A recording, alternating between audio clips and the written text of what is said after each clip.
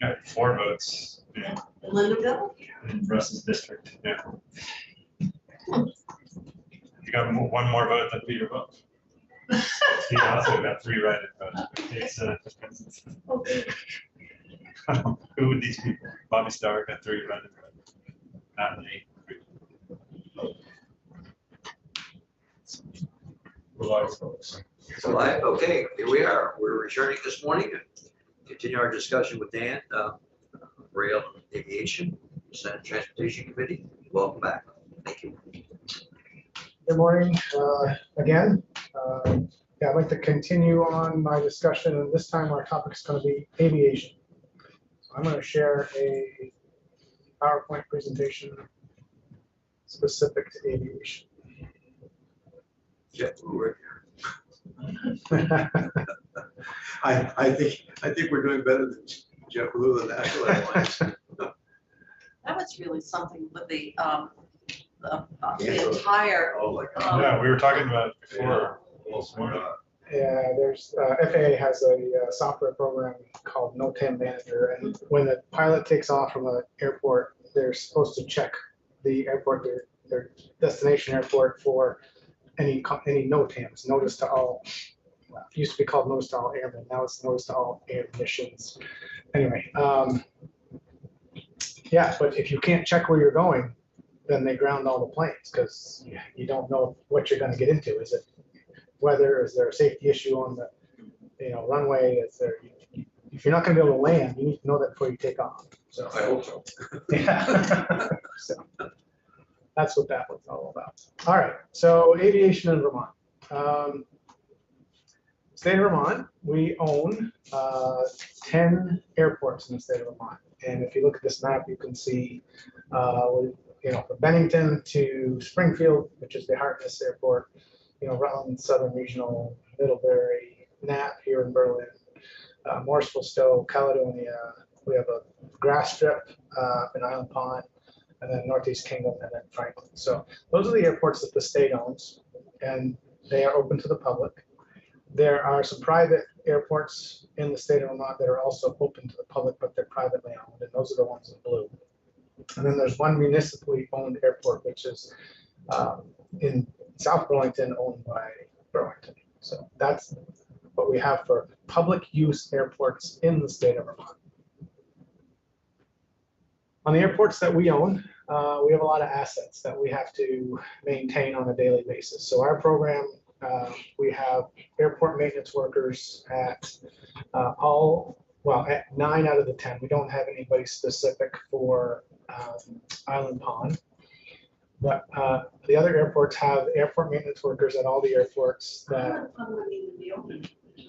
It's a grass strip. some people land with skis on their planes. I know my dad used to do that in Island Pond. He had skis on his airplane, and used Really? to land, yeah, You land with skis over there? yeah. Wow. So like, not a pond. He used to land on Memphremagog, and he used to land Wow. on Island Pond. There's a plane every year. It's a yellow one that lands right in front of me all the time. Is that right? On the lake. Yeah, right on the lake. Kind of flew around there. It looked like last year, or maybe it was the year before, where they landed, and it looked like maybe one of the condos along the lakefront over there by the furniture place, like they were unloading luggage and all that, and off they took again. So it looked like they flew somebody in maybe for a weekend. Wow. So to answer your question, there's not a lot of use in Island Pond in the winter, but there is occasionally some. You want to land in the lake this year? Do you have Yeah. to maintain it then? We don't maintain it in the winter. No. We plow the parking lot just where the parking lot is, but that's it. Other than that, Island Pond doesn't get much use in the winter. But the other airports, like today, our guys are busy because this weather last night is going to create some havoc on our runways. So I'm sure there's NOTAMs out today for every one of our runways, giving a condition of the runway. What pilots need to know is what's the braking action, meaning am I going to be able, when I hit the brakes, am I going to be able to stop, or am I going to slide, or whatever. So there's a formula for that goes into the NOTAM manager that we were talking about. So pilots know when they get to the airport, braking action is whatever it is, 222, 333, whatever it is, that's there. So How do we do that? How do we maintain it all? Well, we've got equipment, we've got loaders, we've got sweepers.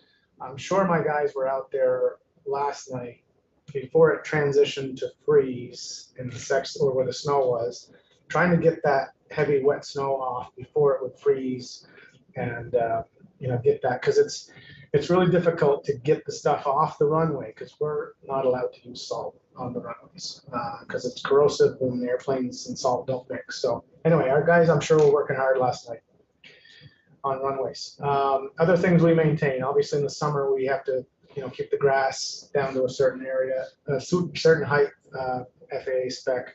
Even in the outside of our what we would call safety areas, the rest of the airport has to be maintained at a certain height because you don't want things growing up and be obstructions. So we do a lot of maintenance, not just at the runway, but outside the runway. We have a lot of fences because of security, where we don't want people just coming on the airports, and some of it prevents some wildlife also from coming on. So fences are a lot of work that we do. We have a lot of gates. We have weather stations. So many of our, not many, I think we have 6 weather stations now, where they specific weather for that airport, the pilots can see it on the weather system. So it's very important to pilots. We own snow removal equipment buildings to put our equipment in that we have to maintain. We own some hangars that we lease out to FBOs on the airport for them to use. In Rutland, we have a firefighting truck and a building to put the truck into because that has a commercial service, Cape Air. So we have to have firefighting equipment to support that. So Cape Air just flies to Boston. Boston 3 times a day, yeah. 3 times a day, all year. 7 days a week. That's the only. That's the only state airport that has. No, that's the only route they fly. Yes, oh yeah, for us, yes, yeah. It's an essential air service supported by the FAA. So yeah, that qualifies for essential air Is service. that busy? I mean, they're not Yeah. last week. I know Burlington would be good, but I know Raleigh does it, but so it's pretty busy. Yeah, I mean, obviously. How many passengers they hold? 9. 9. And then they connect. JetBlue is kind of their partner once they get to Logan. If they get to Logan, when they get to Logan, they can go anywhere, right? Once you get to Boston. What would you think an airfare would be for that? Have you? You could go on the website. Actually, it changes, so I don't Must change know. every hour, like all year long. But it's subsidized, obviously. It is subsidized by the FAA. That's what's called an essential air service. So there are certain routes across, you have to apply for it. I think Lebanon. Be approved. Maybe I'll choose another one. Lebanon has essential air service as well. Where you fly out, Gene, you fly all over the world. Well, if I'm doing an international flight, I like nonstop because that minimizes missed and so I would take Dartmouth coach. I take a lot of people from Vermont and the Upper Valley, and then you don't have to deal with parking or anything. And you can actually, there's free parking in Concord, New Hampshire as well, and then there are buses that go from there. So the bus service is pretty good, and the take-up, and they also have buses that go into New York City. And so by the time you go, I hate to say it, but by the time you go to the airport, and you've got to be there early, and you got to take your clothes off practically to get through, security. How does that work for you? I mean, and then the airport is outside the city, so you have sometimes up to 45 minutes and an additional cost. The advantage of bus or train is you're right downtown.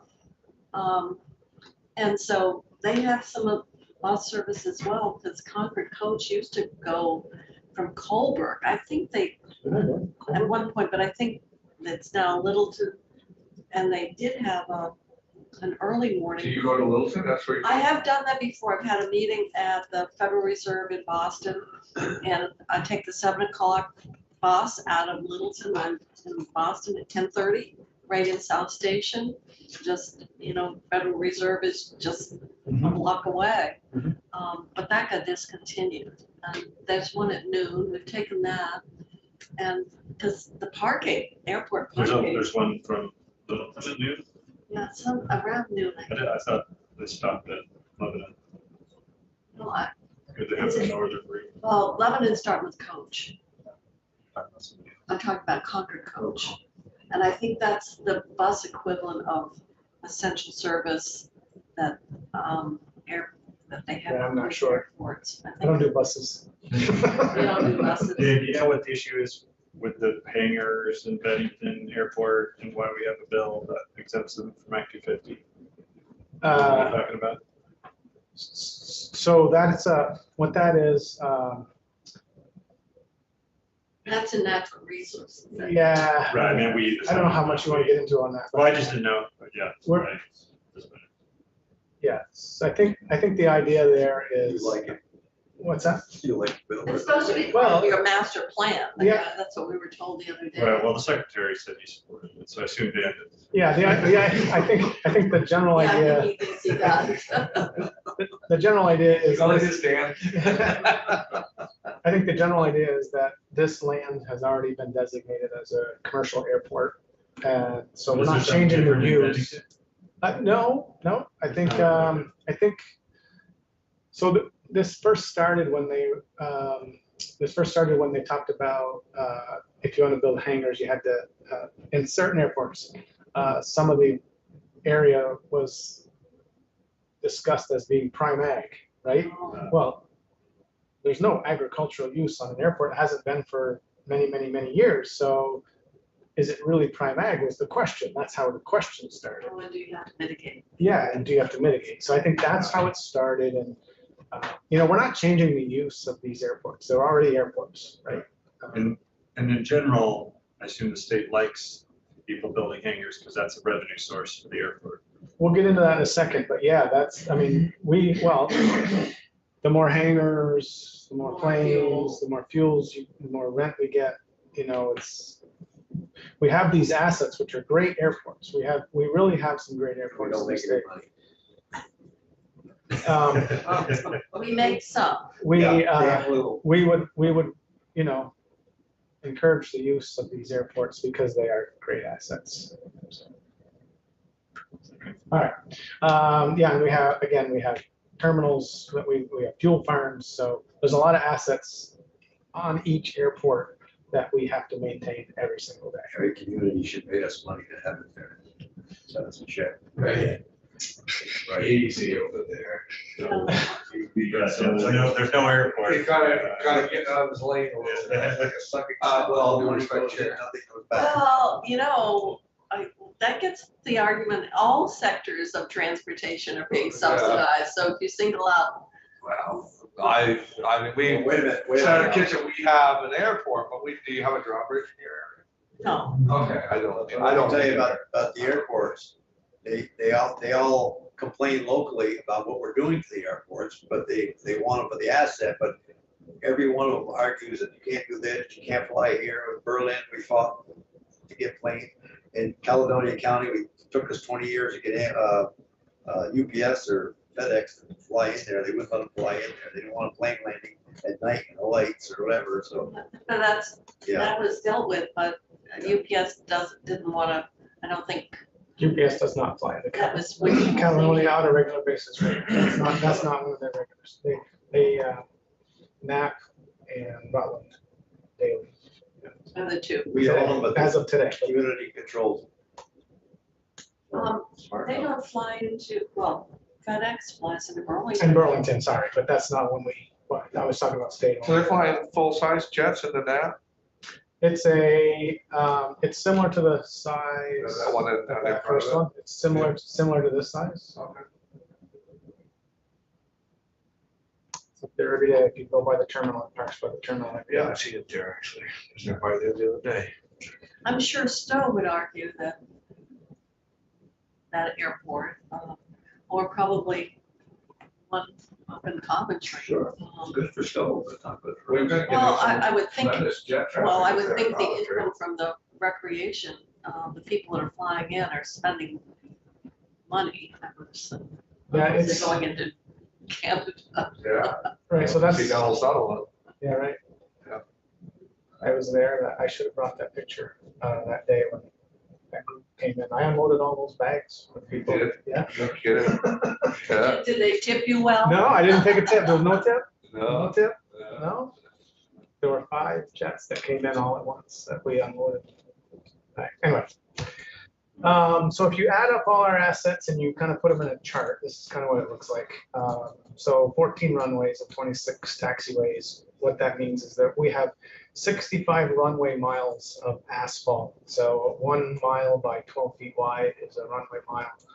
And if you add it all up, we've got 65 miles that we have to take care of. 85 taxiway lane miles.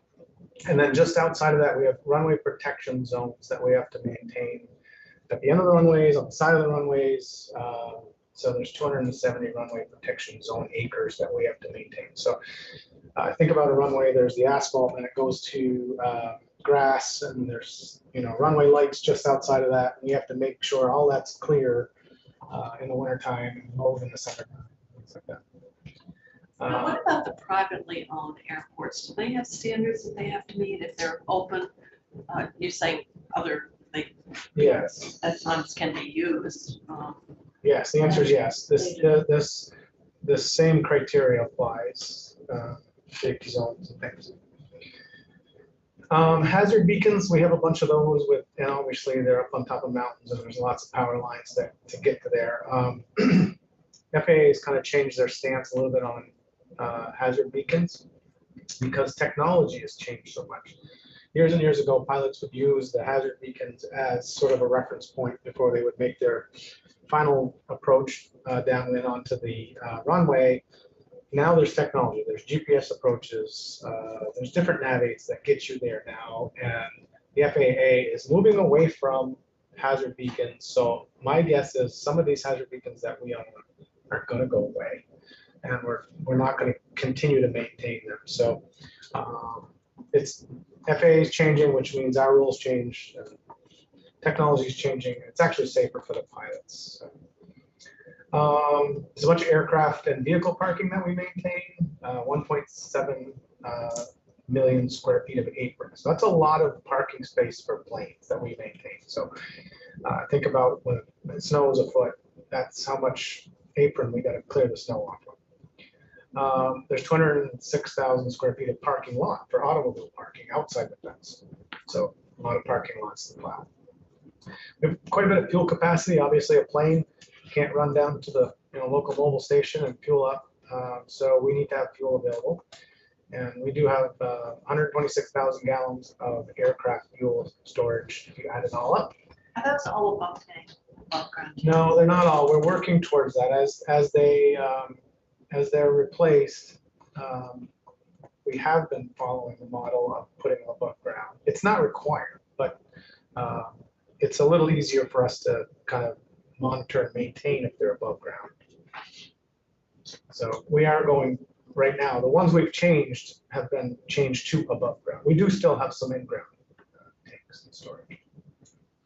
And then obviously we have a bunch of equipment. So we've got a lot of fuel storage for that, diesel, gas at our airports. Yeah, and all. So 45 miles of fence line. That's a lot of miles of fence line if you add it all up that we maintain. And a bunch of automatic gates. Anything that moves like the automatic gate is a continual maintenance problem. We work on gates, I feel like, weekly. Facilities, we've got a bunch of buildings if you add them all up, and weather stations. It says 5, there's actually 6 weather stations. Terminals, maintenance hangars, storage hangars, and How storage. many of the hangars you keep? Oh, I don't know. I don't know if that ACMX, And that's maintenance hangar, aircraft maintenance hangar. or most of them not. No, I would say most of them are heated, and we lease those to FBOs for them to do maintenance of aircraft. And they're responsible to keep them heated. Yeah, and they can. Then we've got a bunch of loaders and blowers and motors, things like that. So that's kind of the equipment. All right, so a little bit about how we maintain. Obviously, when it snows, we don't have the ability to just push the snow off to the side, right? So we push it off to a certain point, and then there's runway lights. So we can't just keep pushing the snow and make snowbanks. So we have to push them into windrows and then we take our blower and we blow the snow on the other side of the runway lights. The thing that is one of the FAA criteria is those snow piles on the other side of the runway lights can only get to be so high. So we have to kind of make sure we put it strategically so that that snow pile goes out instead of up. So things like that, part of the training that we do with our folks.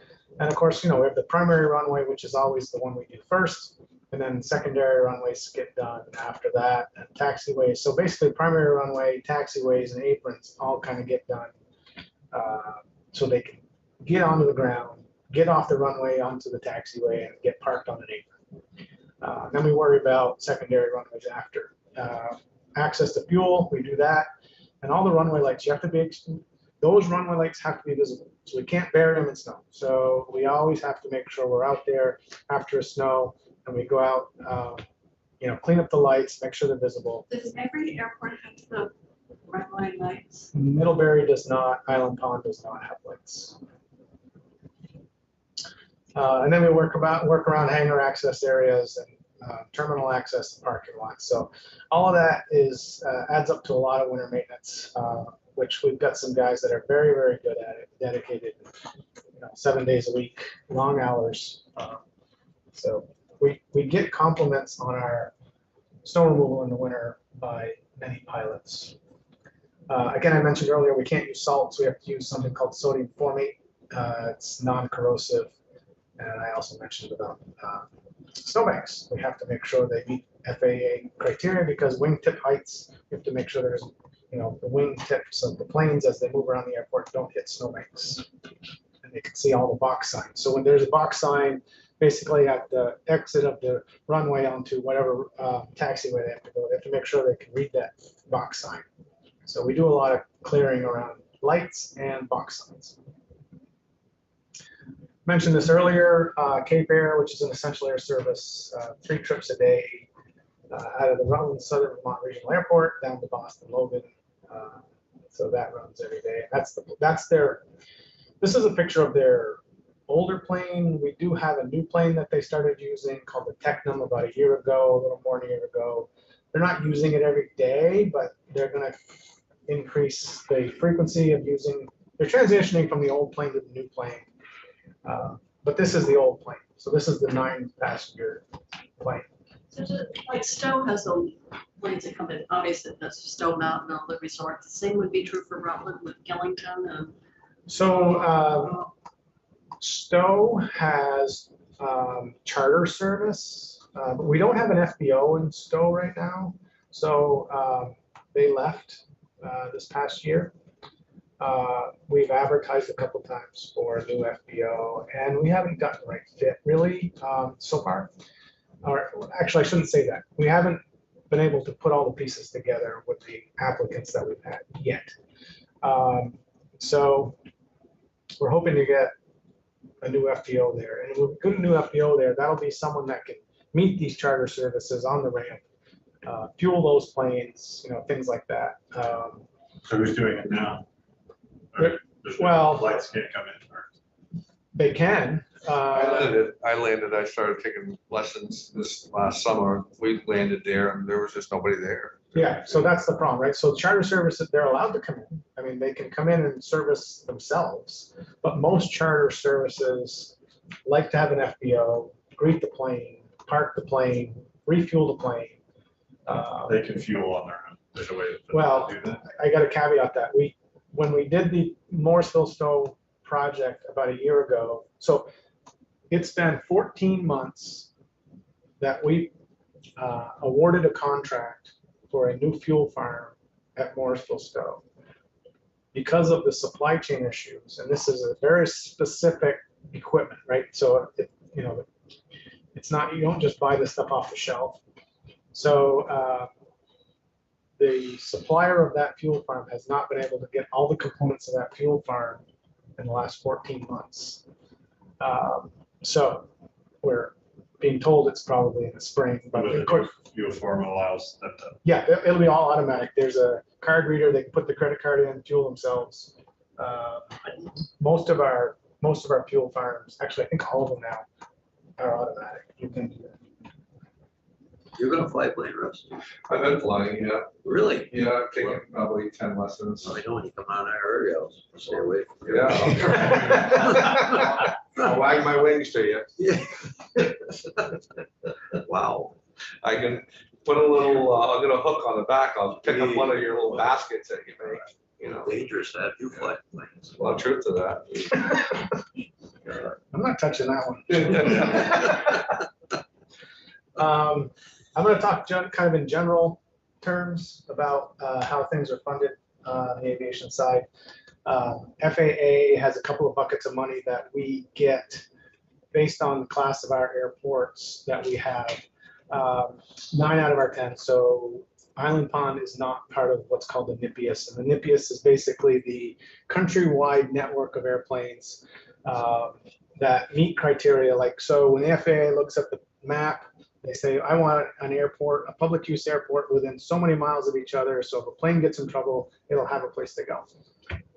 So anyway, so we have 9 out of our 10, and the Island Pond just doesn't qualify because it's not a, it's a grass strip. So we get a certain amount of money for 9 out of our 10 airports. So we get $150,000 in non-primary entitlement, and then we get another $560,000 per year in kind of safety funds. So that's what we get from the FAA, sort of guaranteed every year.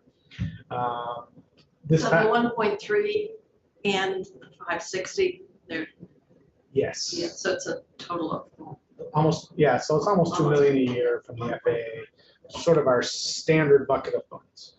How does the FAA get all their money? They have a fee on all the ridership or something?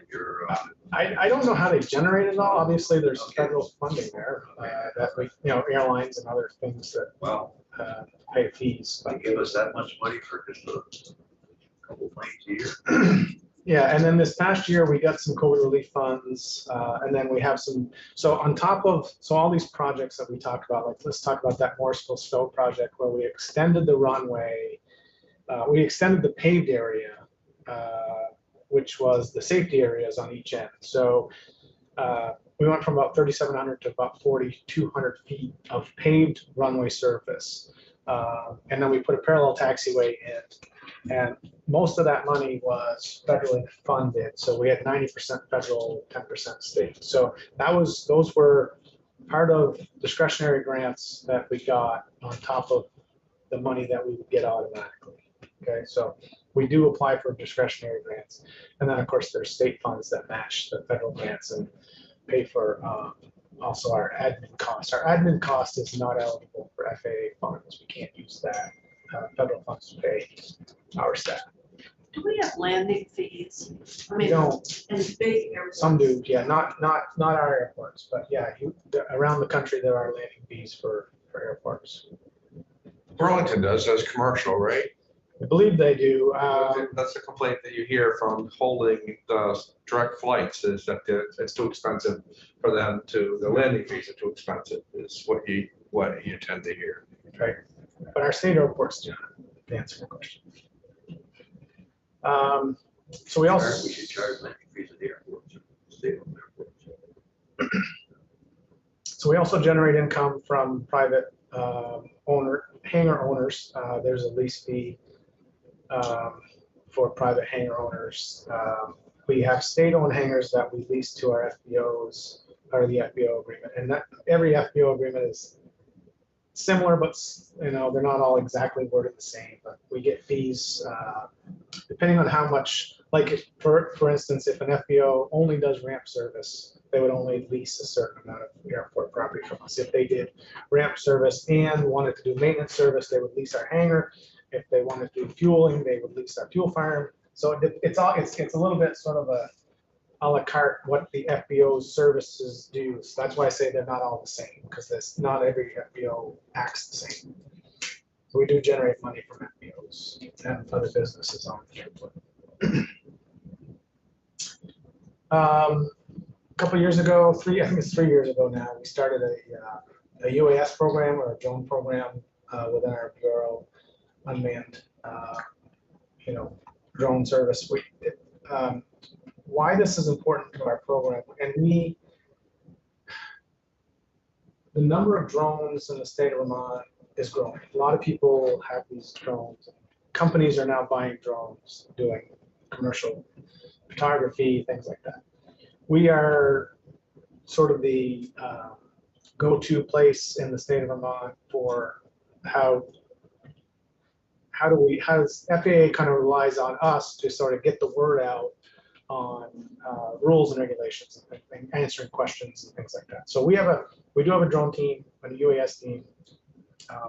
We actually just lost a couple of our people left and went to a consultant. So we have 2 pilots left. We're going to hire some new folks to replace those and make sure that they're UAS pilots as well.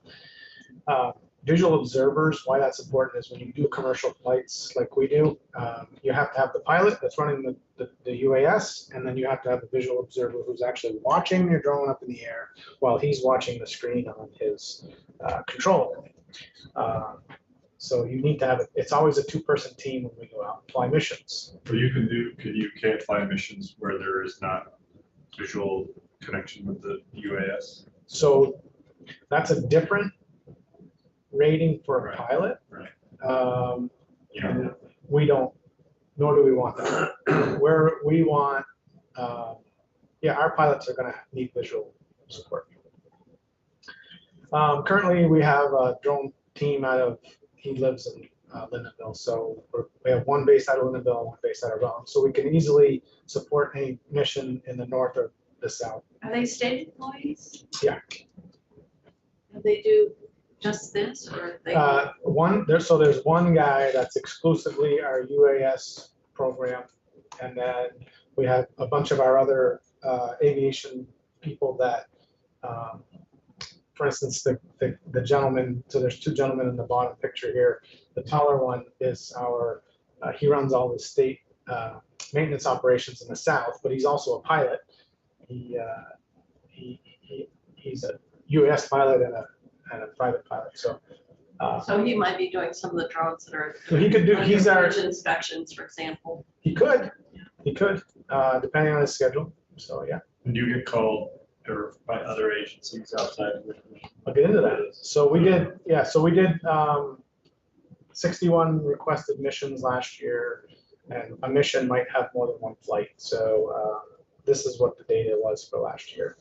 And what do we do? Well, like our highway folks in this particular case on I-89 wanted to see sort of traffic patterns. How's the traffic moving through the construction project, for instance?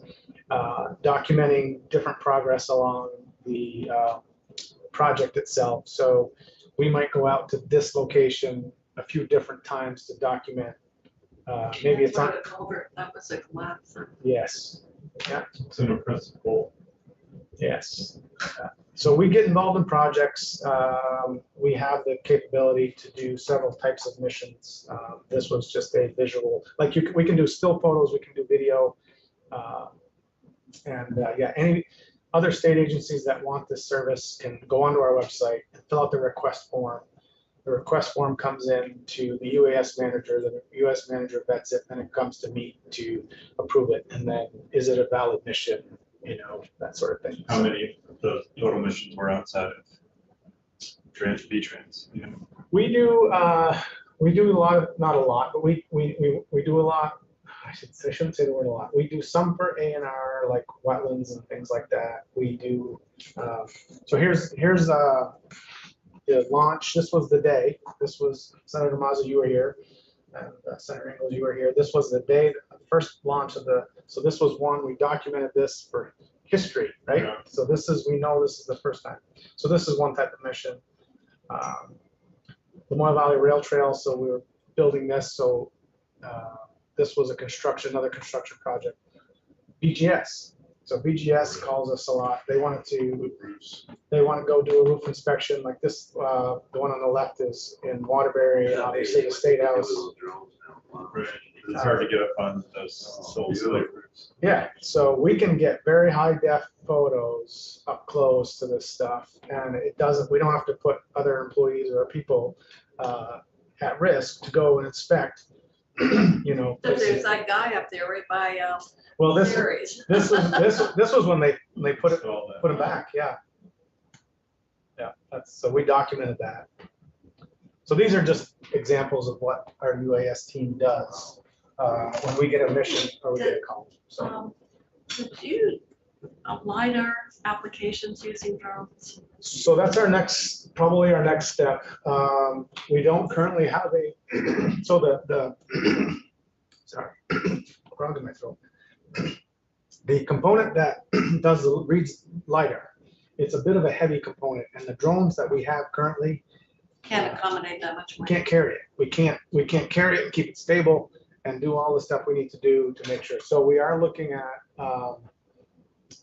there's a grant opportunity that advances technology through drone technology. And we're looking at that, whether LiDAR, because LiDAR, we can do a bunch of stuff with LiDAR. Like for instance, we can map a lot of our assets that we have. For us in the aviation division, our approach surfaces, a lot of times, we need, LiDAR will give us an exact height of that tree or an exact, what's the, ground terrain and all that stuff. We can read all that with LiDAR. And right now we can do it essentially with a photo, but it's not as accurate. So we do want to get into LiDAR because we see the benefit of that. Assume it would be cheaper than having a plane go back and forth with the LiDAR. You could do it Yeah. with the UAS. Yeah, and we can kind of hover right there and It's amazing. we can, it's really good stuff. We want a family picture, so if my son had a little drone, he sent it up, and we all stand there and take the picture. It's perfect, you didn't have to have anybody take the picture for you. It's amazing what they do these days with drones. Wow. Yeah, that's pretty good. So that's what we do in aviation. Last time I saw mine, it was leaving from, One Hill in Hardwick, and it was headed west. Oh, you lost it? I lost it. Well, they don't automatically come back. do they? Well, I probably, if I would have known more about it, I probably could have helped it a little I bit, think it might but. have been operator error. Yeah, I think there was a lot of operator error. I Behind your used it, name. I used it earlier in the day. No, I used it earlier in the day, and I went to this other one, and it was windy. And, yeah, I know several points along the way where I made errors, and I didn't really pay attention to the errors I was Use that making for at the house, time. show a house. Oh, yeah, I was. Yeah, a lot of real What's estate. that? Yeah. Yeah, we go offline.